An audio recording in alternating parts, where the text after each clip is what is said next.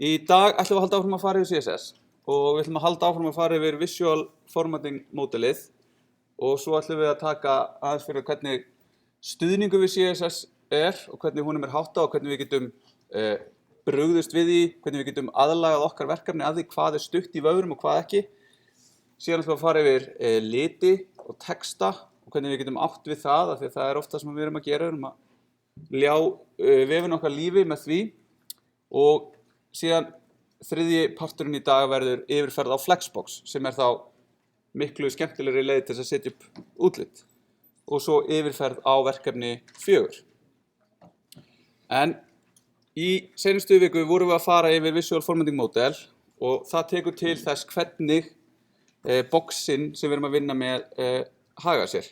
Og það þá sem við fórum yfir þessi gerð boxa, hvernig við getum breytt þeim úr því að vera blokk í að vera inline eða úr því að vera inline í að vera blokk eða vera inline blokk. Og þetta það sem þið eru svolítið að kljást við núna í verkefni 3. Og síðan hvernig hlutirnir, þegar þeir eru svona blokk eða inline blokk, hvernig þeir flæða í eðlilegu flæði. Og þá eðlilega flæði þetta sem taka annarkvort fulla lárétta breidd sem blokk eða leggjast inline upp að hvort öðrum inline elementum. Í dag ætlum við svo að fara yfir position eigindið sem leyfir okkur að breyta staðsetningu þeirra, float sem leyfir okkur að fleita þeim til og svo þriðju víddarinnar sem hvernig við getum stýrt í hvernig á seta ásnum hlutirnir okkar liggja. En já, þetta eðlilegt flæði sem við fórum yfir í seinustu viku og þetta vert að rifja upp ef þið eru fyrir verkefni 3. Og Overflow síðan eitt eigindi sem leyfir okkur að skilgreina hvað gerist ef að efnið færi að flæða út fyrir boxið. Þegar við vorum að skoða í seinustu viku og getum við skilgreint boxin okkar þannig að þau taki ákveðna breidd og ákveðna hæð með width og height. En með því að gera það, þá getum við náttúrulega líka skilgreint box sem eru allt of lítil fyrir efnið sitt. Og þá flæðir efnið út fyrir og þá getum við lent í því að þurfa að taka sérstaklega á því. Hugsanlega erum við búin að setja upp einhvern veg sem rosalega fínn fyrir nákvæmlega það efni sem við erum að hanna fyrir, sem kannski einhver lorem ipsum texti eða eitthvað svoleiðis, ekki komin raunverulegu texti frá þeim sem eiga verkefni sem við erum að vinna. Svo kemur raunverulegu texti, orðin eru miklu lengri, setningarnar eru styttri eða lengri en það sem var í fyrirmyndinni og allt í einu fer allt í eitthvað rugl hjá okkur. En með Overflow getum við aðeins unni með þetta og Overflow eigindi sjálfgefið visible, sem þetta sýnir allt það efni sem flæðir út fyrir boxið. Við getum líka falið það efni sem fer út fyrir boxið með Overflow hidden. Overflow scroll, það gerir ráð fyrir því að efni muni flæða og setur svona skrunstikur, svona scrollbar inn í boxið. Og svo auto, þá finnur vafrinn það út ef að efnið að fara að flæða út fyrir, þá setur hann skrunstikur, annars ekki. Þannig ef við tökum dæmi þetta, þá hérna box sem að engu leyti, bara með sjálfgefið gildi á Overflow eigindinu, þannig að það efni sem að flæðir út fyrir, flæðir bara út fyrir. Hér búið að setja það sem hidden, þannig að við skoðum núna,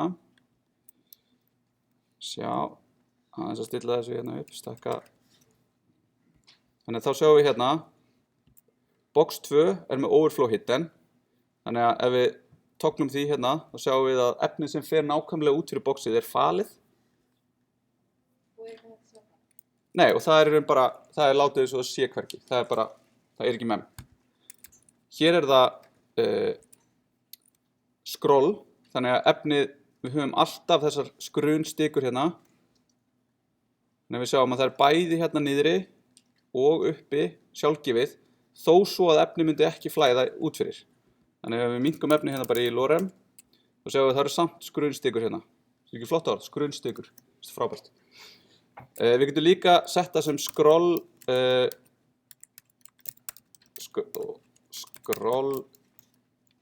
Uslón. Nei. Við erum mismunið hérna, svona. En síðan höfum við auto og þá flæðir efnið fáum við skrunnstikur ef að efni flæðir út fyrir, en ef það gerir það ekki, þá fáum við ekki. Þannig ef við leggjum textan hérna niður, þá lítur boxið bara rétt út. Þannig að þetta oft á tíðum góð leið til að tækla svona box sem við vitum að þurfa að fá einhverja hæð, eða sem við viljum að fá einhverja ákveðna hæð, en eins og við fórum aðeins yfir í seinustu viku, þá ekkert sérstaklega góð hugmynd að skilgreina hæð fast í CSS, af því að við viljum alltaf leyfa efninu okkar að stækka á einhvern máta, og þá betra að gera það á hæðina í staðinn fyrir á breiddina. Takmörkum breiddina og leyfum hæðinni að flæða. En ef við þurfum, þá höfum við overflow til að hjálpa okkur við það að stýra ef eitthvað fer úrskeiðis. En síðan það staðsetning, og þá getum við notað position eigindið til að stilla því hvernig element hægða sér með tilliti til staðsetningar. Við getum haft það static sem sjálfgefna gildið, en þá segjum við að elementið sé í eðlilegu flæði, og þetta sjálfgefna gildið. Relative, þá það hlutfallslegt miðað við eðlilegt flæði. Absolute, það absolutely staðsett út frá ákveðnum forsendum, eða fixed, og þá segjum við að það sé fast út frá viewportinu, eða glugganum á váranum.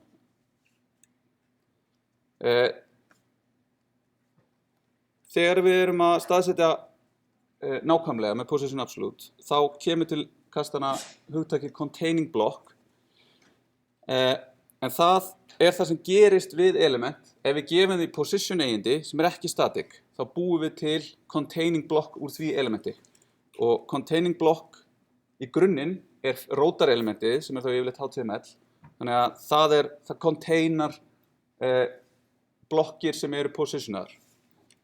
Og sumir útreikningar, til dæmis þegar við erum með position absolute, miðast við þetta containing block.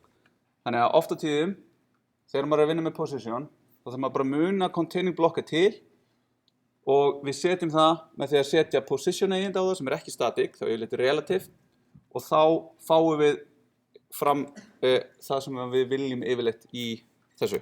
En við sjáum það þegar kemur að dæmunum hérna eftir. Offset eigindin eru síðan notuð til þess að skilgreina staðsetninguna ef position sett sem ekki static, og þau heita top, bottom, left og right. Þannig þau segja til bara hversu mikið þetta element offsetað miðað við einhverja forsendur. Og þá það upp, niður, vinstri eða hægri. Og við getum sagt neikvæð gildi, þannig við getum sagt farðu niður, farðu bottom -10, sem þýðir dragðu það upp, eða left -10, farðu til hægri miðað við vinstri kantinn. Þannig eins og með margin, það getur tekið neikvæð gildi. Position relative, hlutfallsleg birting, reiknuð út frá eðlilegu flæði. Það sem það þýðir boxin eru reiknuð í eðlilegu flæði, þau fá pláss, og síðan þau tekin í heild sinni út frá því plássi sem þau mynda, færð upp, niður, vinstri eða hægri, og skilja eftir sig pláss í eðlilegu flæði. Þannig að þetta getur til dæmis verið ef við viljum búa til eitthvað svona tooltip yfir einhverjum texta, og við erum með texta nákvæmlega, þá getum við positiona relatively við tooltipið, þannig að við fáum það nákvæmlega fyrir ofan þann hlut sem við viljum.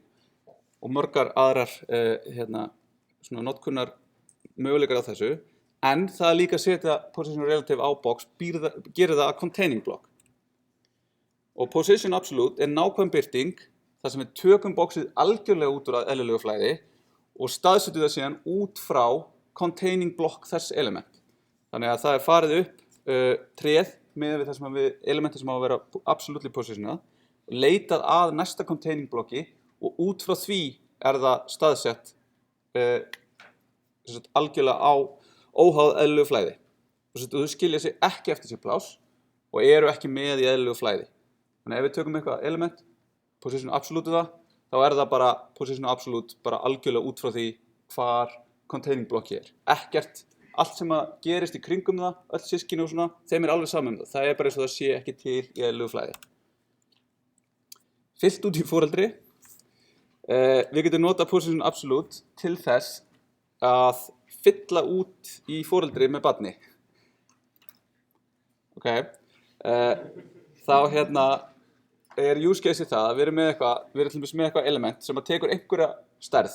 Við vitum ekki nákvæmlega hversu breitt það eða hversu hátt það Við viljum bara eitthvað eitthvað baddes, til dæmis sem með bakgrunninn eða við viljum taka anchor element og fylla það alveg út í elementið til þess að allt elementið sé linkur, þá getum við notað þess að position absolute. Og þá verður foreldri að vera containing block og þá getum við sem sagt með því að gefa öllum offset eigendunum 0 teygt það út í öll hornin. Ég geti ímyndað ykkur að því að við segjum vertu frá top 0, bottom 0, right 0, left 0, þá sé þetta í öllum hornum í 0 og þá er það svona teygt út yfir. Position fixed síðan first birting og það þá first birting út frá viewportinu, ekki containing blockinu. Þá tökum við boxið út úr eðlilegu flæði og staðsetjum það síðan algjörlega út frá viewportinu. Og það fixed að því leyti að það hreyfist ekki þegar skjalið skrollað eða skrunað. Þannig að ef við festum eitthvað, skrunum eins og við getum niður, þá það alltaf fast einhvers staðar, þar sem við skilgrunum það. Og þau skilja heldur ekki eftir sér pláss og eru ekki með í venjulegu flæði.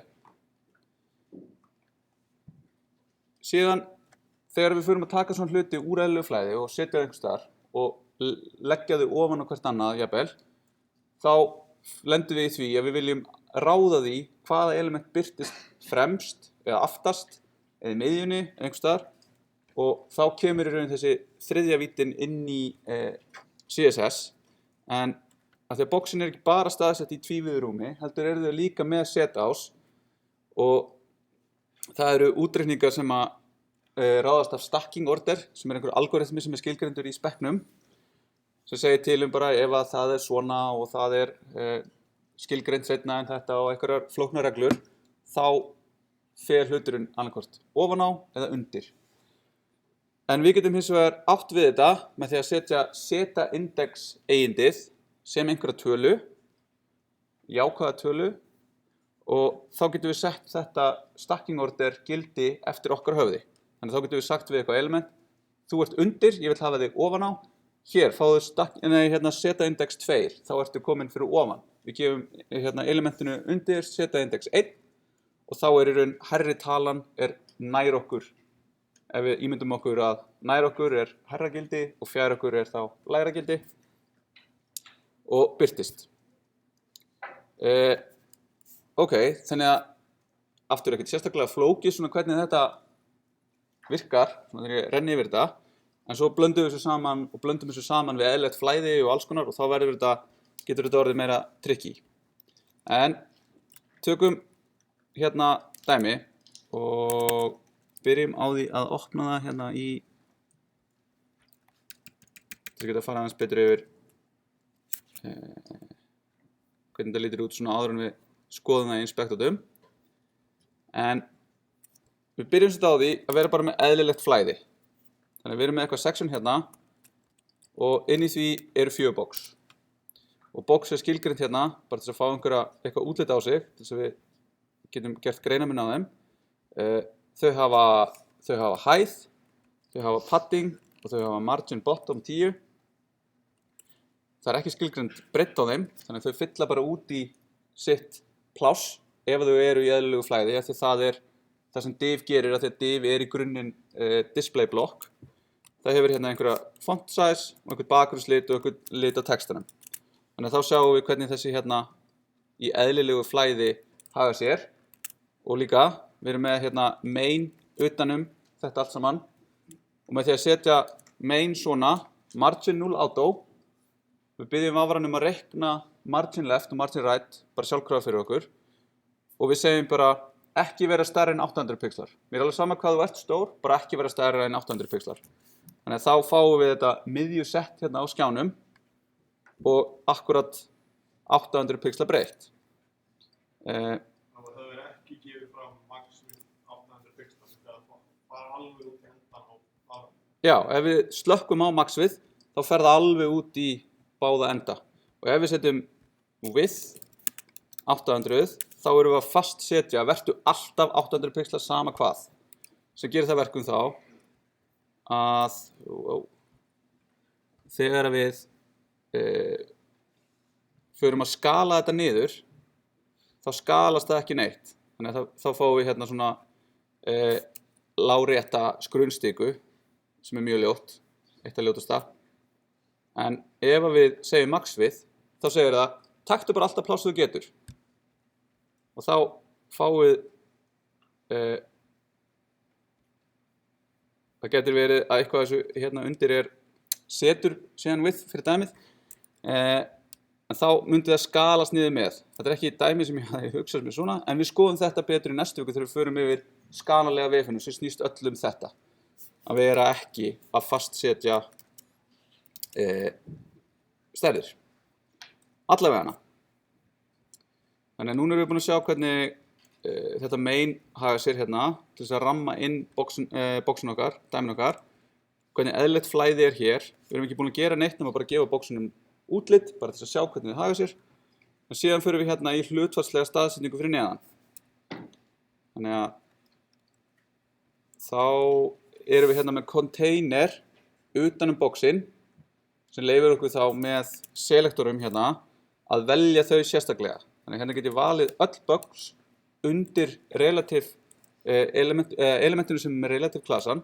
Get ég valið öll box einhvern veginn. Þannig að ég ætla að velja hérna box nr. 2 í röðinni og box nr. 4 í röðinni og setja position relative á það. Fyrra boxið ætla ég að staðsetja upp 150 pixla og til vinstri 50 pixla. Og svo ætla ég að gefa þeim báðum hérna annan bakgrunnslit, þannig við sjáum þau betur.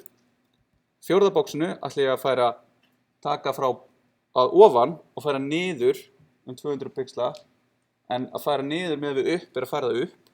Þannig ég ætla að færa það upp 200 pixla frá efri kantinum og frá vinstri kantinum 50 pixla til vinstri. Þannig þá sjáum við hvernig þessi box koma þá. Þá box 1 í eðlilegu flæði. Svo kemur gat, af því að hérna á milli ætti box 2 að vera. Það skilur eftir sér plássið sitt. En við erum búin að taka box 2 og færa það niður. Þannig að við sögum hérna top 150. Núna ef ég held henni shift og íti á niðuröruna, þá get ég lækka þetta niður í incrementum af 10. Þannig að þá sjáum við hvað gerist þegar við förum niður í 0. Þá leggst það í plássið sitt og sama með left. Þannig að hérna, núna liggur það undir boxi 4, en út af því að það er búið að færa þau úr eðlilegu flæði og setja þau í position, þá liggur það núna undir elementi 4, boxi 4, að því að setja indexið hvernig stacking orderið kemur. Þannig að núna er boxið undir og ef við myndum vilja láta það sjást, þá getum við sagt hérna setja index 2. Þannig að þarna birtist það. Við breytum litum að þannig að það sé aðeins augljósara.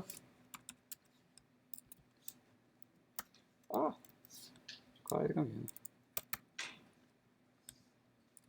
Hérna.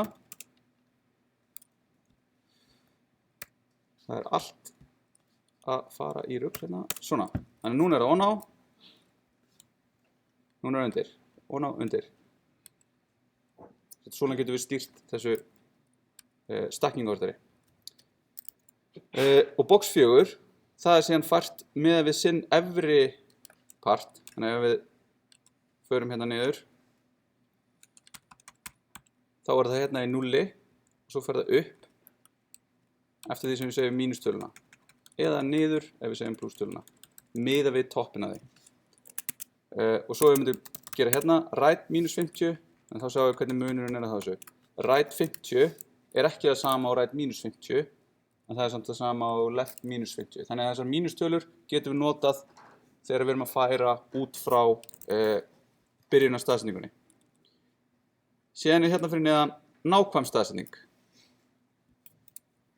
Þannig að þá erum við hérna aftur með position absolute wrapper og við setjum hérna position relative á hann til þess að gera absolute wrapperinn eða foreldrið sem á öll boxin að containing block.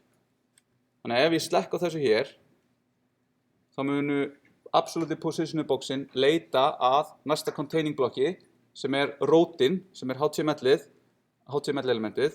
Þannig að þau hverfa eitthvað út í buskan, en við finnum þau hérna staðsett hlutfallslega eins miðað við þetta containing block. En nú kveiki ég aftur, þá fara þau aftur á sinn stað hér og þá getum við séð hérna box 1. Það sem er gert við það, því er bara position absolute, top 0, right 0, svo gefum við því bakgrunnslit og þá sjáum við top 0 efri mörkin og right 0, hægri kanturinn, þannig að það fer og staðsest hérna upp við þetta hérna horn. En svo það allt í einu orðið bara afskaplega lítið og aumt þarna út í horni. En það út af því að það tekið út úr eðlilegu flæði og það aðeins hlutir í eðlilegu flæði sem fá útreiknaða breidd þegar þau eru sem display block eða display inline. Þannig að núna vill það ekki vera með neina breidd, en það fær aðeins breidd út af því að það með eitthvað efni inn í sér sem neyðir breiddina. Þannig að ef við fjarlægjum einn hérna úr, þá það ekki með neitt, nema það með padding. Þannig að ef við tökum padding, þá það bara ekki til staðar lengur. Það bara horfið. Það hérna, ef við sjáum hérna hvað reiknaða gildið, breiddin á því 0 og hæðin á því 50 pixlar. Getur líka að segja hérna, breiddin á því 0. Þannig að það þarna, það bara engin breidd á því, þannig að við sjáum það ekki. Þannig að ef við bökkum með þetta,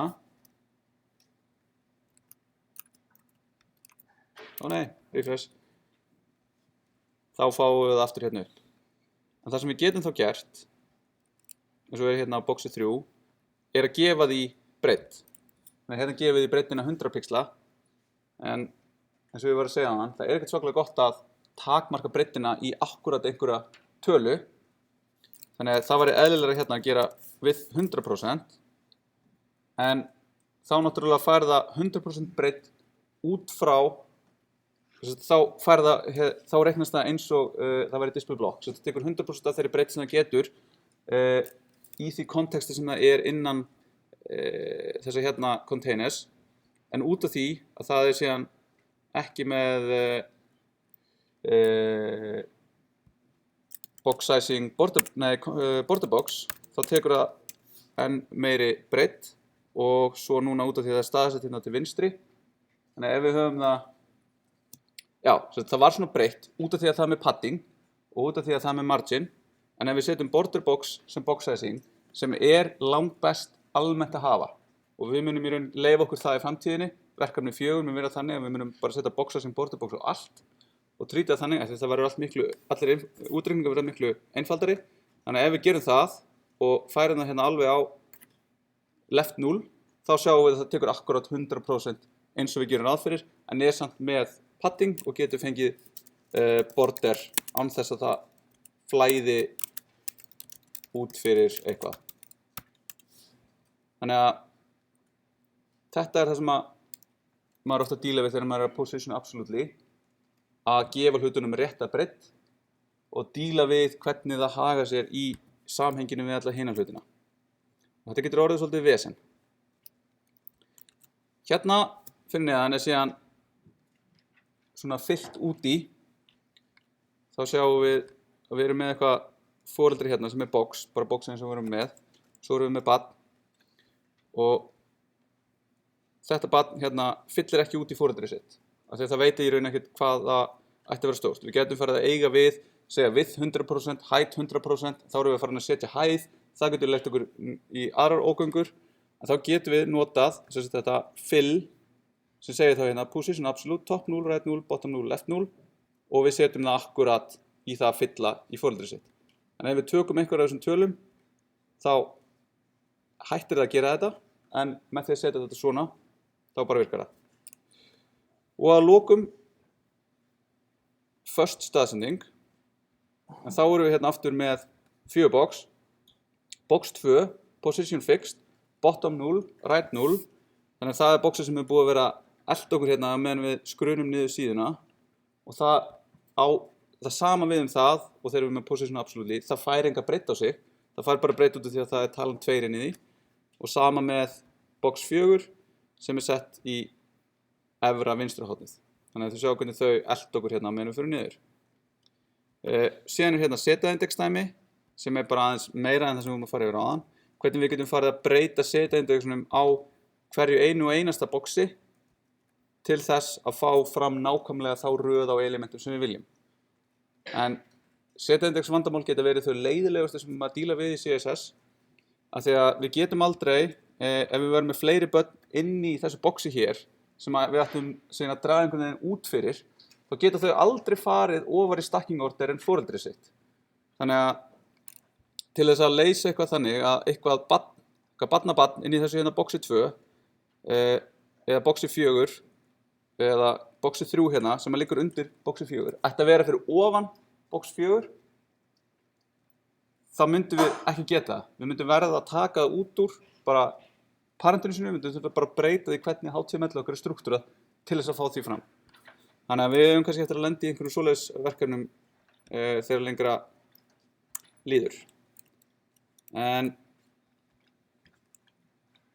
það síðan hérna annað dæmi sem að ég ætla ekki að fara nánar í, en það bara aðeins meira svona kannski raunverulegt og þá líka lauma ég hérna inn þessari klístruðu hliðarvalmynd sem notar nýja tegund af positioning sem position sticky sem bara að koma sem ný virkni. Þá getum við skilgreint það þannig að það á að vera sticky svo lengi sem að við erum að skrolla einhvern foreldri. Þannig að þá sjáum við hvernig við getum búið til svona hliðarvalmynd sem eltir textan en hættir síðan þegar við förum svona niður. Þetta er líka stundum kallað affix element. En þetta er svona dæmi það. Þetta er bara eitthvað sem hægt að byrja að nota bara á seinustu mánuðum. Það er ekki komið fullur stuðningur en við munum sjá eftir að það er ekkert endilega eitthvað sem skiptir máli. Þannig að í HTML-inu þá klístraða hliðarvalmyndin barn textans. Hún er ekki barn textans, heldur í raun það settur ykkur container sem inniheldur bæði þessa klístruðu hliðarvalmynd og section með textanum og position sticky hérna, left 0, top 200, top í raun segir til hvenar það hættir að skrolla miðað við foreldri sitt og sectionu hérna síðan dregið með margin left 150 pixla til þess að það gefi pláss fyrir þetta positionaða element. Það er ekki með í flæðinu, þannig að ef við minnkum þetta hérna, þá leggst það bara undir, þannig að við þurfum að gefa því pláss. Þetta er svona eitthvað sem getur verið mjög hættulegt að gera þegar við erum að setja upp útlit, að nota svona positioning elementin svona. Þetta er eitthvað sem væri í raun betra að nota flexbox í. Ok, já, síðan erum við með floats, en floats eru leið til þess að taka hluti úr eðlilegu flæði og fleyta því til hægri eða vinstri miðað við þá línu sem það er í. Miðað við línu, það er þá efri línan á þeim stað sem það væri í eðlilegu flæði. Þaðan er þeim fleytt til hægri eða vinstri. Og svo getum við fleytt hlutum eins og við viljum og ef það er ekki til nóg lárétt pláss, þess að það geta ekki verið hlið við hlið, þá er þeim fleytt niður í nýja línu. Síðan getum við stýrt því hvernig hlutinni flæða í kringum þessi floatuðu box með clear eigindinu sem er þá annað hvort left, right eða both. Ef við hreinsum ekki, þá getum við lent í vandræðum af því að ef við erum með eitthvað box sem inniheldur bara floatuð element, þá eru engin element í því boxi í eðlilegu flæði og þar af leiðandi fær elementið ekki neina hæð og þar af leiðandi geta hluti fyrir neðan það byrjað að leggjast undir þá. Þannig að þá getur maður lent í því að vera með svona síður þar sem að hlutirnir einhvern veginn liggja allir ofan á hverjum öðrum. Það verður mjög skrítið. En þá er svona clear fix leið til að losna með þessa hegðun. En þið ættuð ekkert að þurfa að díla við float nema þegar þið eru að taka float og nota eins og var upprunalega hannað til þess að gera, þess að fleyta svona eins og myndum til hliðar til þess að geta legið með texta.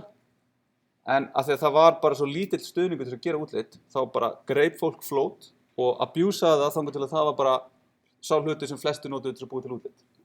En í dag notum við ekki float til þess að stýra útlitinu. Við notum það til að stýra einhverju svona ákveðni hegðun á myndum og svona, en ekki layoutun okkar. Hvernig við setjum upp valmyndir, meginmál, fætur og svoleiðis. Þannig að hérna er dæmið það svona hvernig float virka. Þannig að hérna erum við með einhvern texta, eitthvað box og eitthvað annað box og einhvern annan texta. Sjá, wow, þetta er kannski fullt mikið. Þannig að þá sjáum við hvernig þessi texti hérna er í eðlilegu flæði og þessi hérna texti er í eðlilegu flæði. Við sjáum hvernig það gerist í raun með við línuna, hún liggur alveg endan á milli.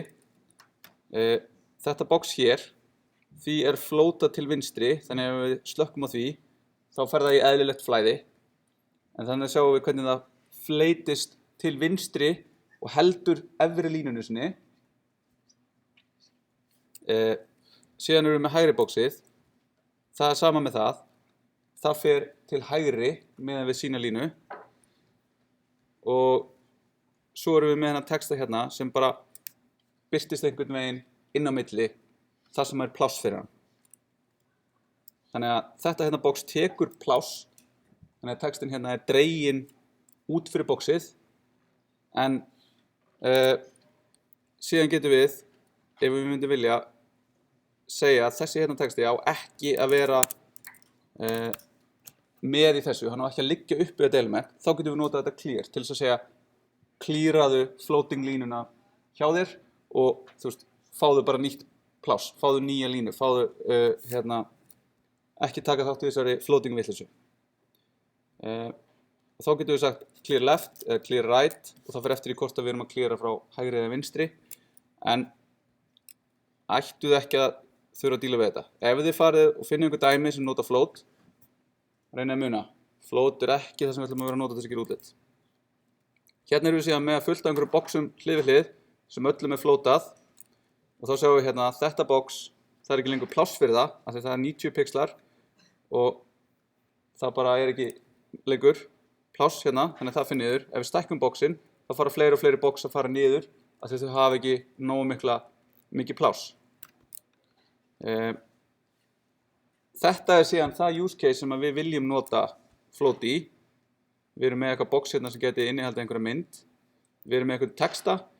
Við setjum boxið með myndinni og leyfum textanum að flæða í kring. Þannig að þetta verður svona skemmtileg svona, myndin er ekki, textin er ekki svona, það er mynd, svo kemur texti, heldur flæðir þetta svona betur saman og er í raun eitthvað svona pattern sem við þekkjum mjög vel.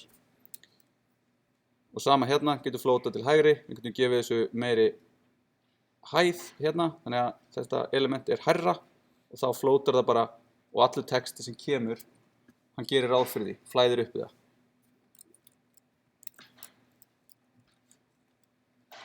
Ok, svo er hugtak progressive enhancement, en það á við þetta næsta kafla sem við erum að fara í. Það sem við erum að fara í hluti sem eru ekki í CSS 2.1, heldur í CSS 3 staðlinum og er þar af leiðandi ekki fullkomlega vitað að það sé stutt í öllum þeim vöfrum sem við munum vinna með.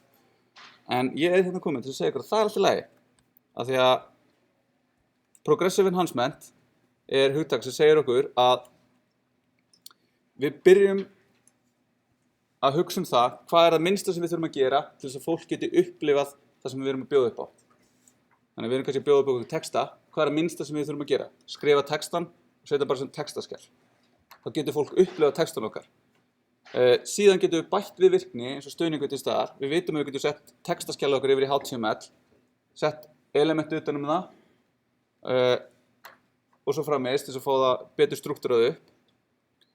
Og svo vitum við líka að það er eitthvað til sem heitir CSS, þannig að við getum notað CSS til þess að bæta við það þannig að textin okkar er ekki allur, fyllir ekki út í allan skjáinn, hann er hérna afmarkaður, við getum stækkað letrið, við getum gert ýmislegt. Og þegar við erum komið með eitthvað svona grunnútlit, þá getum við bætt við einhverju flóknara útliti. Við getum kannski látið hottin á einhverjum boxum vera rúnuð, við getum látið hlutina hreyfast til, við getum látið eitthvað, notað einhverju svona stikla, svona gradienta til þess að gera svona eitthvað töff og skemmtilegt. En við hugsum alltaf út úr það að við erum að bæta þessu við í lögum. Við erum ekki að gera ráð fyrir að þetta sé allt hægt og vinna út frá þeirri hugsun. Við erum að vinna það frá því hvað er það minnsta sem við getum gert og svo bætum við utan á. Þetta er svona svo laukur. Byrjum með kjarna, svo kemur eitt og annað utan á. Góð samlíking. Svo getum við í lokin bætt við einhverju virkni með JavaScript og þá kemur við aftur þegar við fyrir með JavaScript virknina, hvernig við getum hugsað svona progressively þegar við vinnum það. En til þess að vinna þetta í praxís, þá höfum við nokkur tæki og tól. Við höfum fallback. Það er þegar við erum með einhver ný eigindi eða gildi sem leyfir okkur að gera eitthvað áhugavert, eitthvað skemmtilegt. En við vitum ekki hvort allir vafrir styðja þau og það getur verið leiðilegt þegar við viljum gera eitthvað sem getur cool og töff. Þannig að þá skilgreinum við fallback gildi sem við erum vissum að sé stutt og síðan skilgreinum við annað gildi sem að notar þetta nýja skemmtilega og það sem að vafrarnir eru settið þannig upp að ef þeir rekast á gildi eða eigindi sem við skil ekki, þá hunsa þeir það.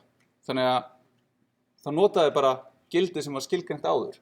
Þannig að kemur nafnið, það er fallback, það er fallbackað í það gildi.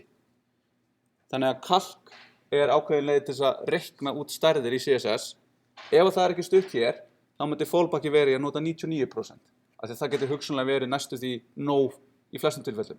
Það er ekki nákvæmlega rétta útreikningurinn sem við fáum með því að segja 100% mínus 30 pixlar, en það er nógu gott. Síðan er annað að það eru vafraforskeyti. Þetta var á sínum tíma mikið notað og þá var það þannig að vafrarnir voru ekki tilbúnir til að segja að við styðjum Flexbox. Þannig að við ætlum að gefa Flexbox út með vafraforskeyti eða vendor prefixum. Og þá getum við byrjað að nota það í dag í þessum vöfrum þessa virkni, en við þurfum að segja sérstaklega að við ætlum að nota hérna Microsoft útgáfuna eða Mozilla útgáfuna eða WebKit útgáfuna sem er hérna það sem Chrome er byggt á upprunalega. Þetta er lítið notað á nýrri virkni af því að það er einfaldlega þannig að það er ekki oft sem að forritarar fara og laga til eftir sig þegar þeir eru búnir með verkefni, þannig að það var bara skilið eftir fullt af einhverju virkni sem virkaði bara með einhverjum vafraforskeytum, þannig að ef vafrarnir hætti að nota forskeytin, þá brott einhverju vefir sem eru þarna úti. Það er svona fundamentally eitthvað sem við viljum ekki gerast á vefnum, þannig að þá eru þeir fastir með einhvern svona kóða hjá sér í vöfrunum sem að styðja þessa virkni þó svo að það sé hægt að nota bara rétt gildi í dag. Og ef við ætlum að fara að gera þetta, þá viljum við nota eitthvað tól, til dæmis autoprefixer, svo munum við læra inn á önnur tól sem við getum sett upp og keyrt svona sjálfkrafa á kóðan okkar bara með einni skipun sem býr þá til svona vafraforskeyti fyrir virkni sem við viljum nota. Þannig hérna er dæmi um það hvernig við þurfum að setja WebKit box, MS Flexbox og Flex sem er raungildi fyrir Flexbox. En til þess að vera vissum að styðja alla vafra sem styðja Flexbox, þá þurfum við að setja alla þessar 3 skilgreiningar. Og hérna fyrir User Select, þá fáum við svona hérna. WebKit fyrir Chrome og fyrir Safari, Moz fyrir Firefox og MS fyrir IE og Edge. Þannig að þetta er svona, við viljum ekki skrifa svona, við viljum bara skrifa Display Flex. Það er nóg fyrir okkur. Síðan getum við líka bara kannað hvað við getum notað. Og þá er til yfirgripsmikill gagnagrunnur á síðunni caniuse.com sem gefur bara mjög góða mynd af stuðningslandslægi vafra í dag. En þá fáum við bara upp svona síðu og þá kemur bara spurningina Can I use Flexbox? Þá sjáum við hérna, þetta er Flexible Box Layout Module, þetta er Candidate Recommendation hérna, það er þessu lýst og svo sjáum við hérna það sem við viljum sjá, það er grænt eiginlega bara yfir allt. Þannig að við getum notað þetta og við sjáum hérna global, þá getum 96,6% stuðningu við Flexbox. Þannig að Flexbox er awesome, við getum notað það. En unprefixed, án þess að nota vendor prefixa, þá dettur stuðningurinn niður í 87,3%. Út af því að við sjáum hérna E11 styður Flexbox bara með vendor prefixum. Á Íslandi sérstaklega erum við lélegri, af því að ég veit það ekki, hverju margir sem að hanga á E11 eða E10. Og þá erum við með 92% stuðning, en við leyfum okkur samt að nota Flexbox og gerum bara ráð fyrir því að allir styðja það. Svo getum við skoðað eitthvað grid, sem við líka skoða, sem er nýlega komið, en er samt komið með mjög mikinn stuðning í nýlegri vöfrum. Þannig hérna sjáum við svona minni stuðningur eins og í Android vöfrum, en í nýlegri þá er það komið. Svo getum við gert writing mode. Þannig að finna eitthvað sem er illa stutt hérna. File system, file writer API, bara ekki stutt í Firefox og ekki stutt meiri segja í næstu útgáfum sem er að koma. Text orientation, svo getum við séð. Þannig að þarna er þetta að skoða og bera saman við það verkefni sem við erum að fara að vinna, hvort að það sé við hæfi fyrir okkur að nota ykkur á tækni.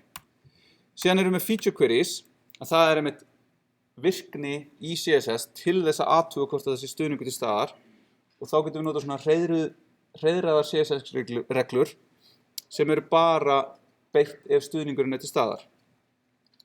Við viljum ekki nota þetta þegar við getum bara nota fallback-gildi, en við viljum nota þetta ef að stuðningurinn við eitthvað nýtt gildi og við þurfum aukalega að breyta einhvern veginn í kring.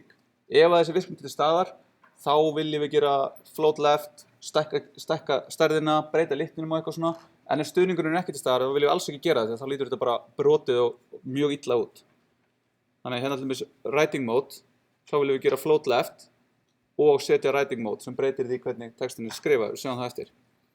Þannig að þá líta þessar support queries svona út. Þannig að þá setjum við inn nákvæmlega gildið og eigindið sem við ætlum að prófa og síðan þann kóða sem við ætlum að keyra ef svo er. Síðan höfum við sim og polyfill sem við munum skoða betur þegar við fyrir að skoða JavaScript. En það er þegar við svona stingum inn virkni í vafra umhverfið með JavaScripti líklega oftast sem þá einhvern veginn veitir okkur aðgang að nýrri virkni. Og hér er listi yfir mýmörg polyfill fyrir browser. Þannig að í dag þegar við erum að skrifa CSS þá getum við nota virkni sem er ekki að fullu studd fyrir í framtíðinni. Við ákveðum þegar við fyrir að vinna stærri verkefni hvaða vafra og stýrikerfi við ætlum að styðja eða ekki að styðja. Við ætlum bara ekki að styðja EE11. Það er alveg bara allt í lagi að gera það. En ef þið eru að vinna verkefni fyrir ykkur sem er með 50% notenda eða eru í EE11 þá er það mjög óábyrgt og ekki faglegt af okkur að gera það. Þannig að við þurfum að vita út í hvað við erum að fara. Og við prófum við viðeigandi tækjum að þegar við viljum bara vita hvernig hlutirnir allavega þá brotna eða brotna og við notum og hugsum í þessu progressive enhancement pælingum. En núna skulum við taka okkur smá pásu.